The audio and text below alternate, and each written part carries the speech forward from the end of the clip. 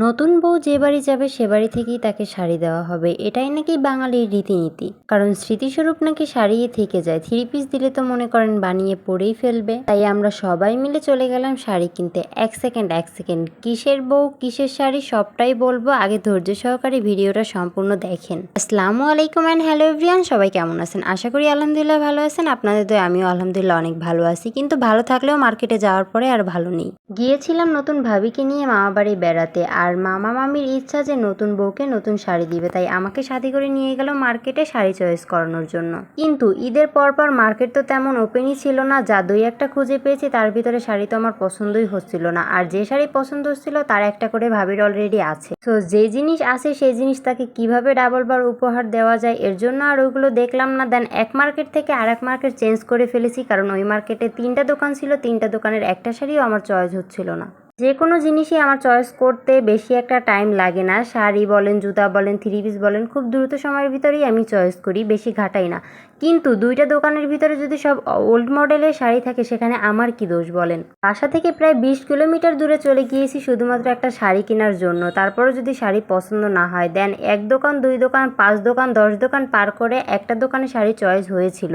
কিন্তু কষ্টের কথা হলো শাড়িটা পছন্দ হয়েছিল আমার জন্য, কিন্তু বাজেট না থাকার জন্য কিনতে পারলাম।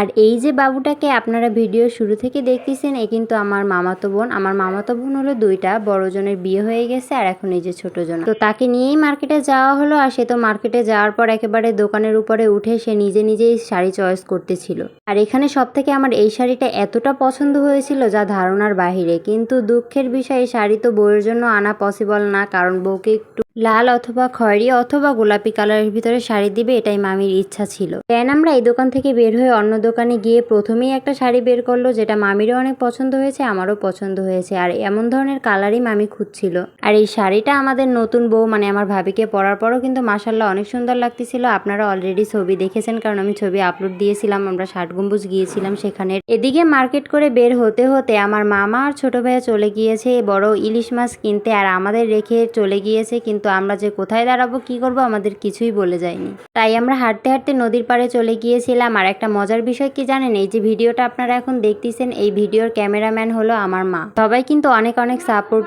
করে আমাকে, এর জন্যই আমি এত দূর আসতে পেরেছি। তাই আমার ফ্যামিলির সবার জন্য তো অবশ্যই আপনারা দোয়া করবেন। দেন ওইখানে ঘুরতে ঘুরতে মামা চলে এসেছে। আসার পর আমরা সবাই আইসক্রিম কিনে আইসক্রিম খেতে খেতে বাসার উদ্দেশ্যে রওনা দিই। আর মজার বিষয় হলো আমি আমার ভাইকে কখনো দেখিনি এভাবে বস্তা মাথায় নিয়ে বাসায় যেতে, আর মামা বাড়ি এসে সেই বস্তা মাথায় নিয়ে গাড়িতে উঠালো। মামু বাড়ি খালি মধুর হাড়ি খাইলে হইব, সেই মধুর হাড়িতে একটু টানতেও হইব। যাই হোক, ভিডিওটা কেমন লাগছে সবাই বলবেন। আল্লাহ হাফেজ।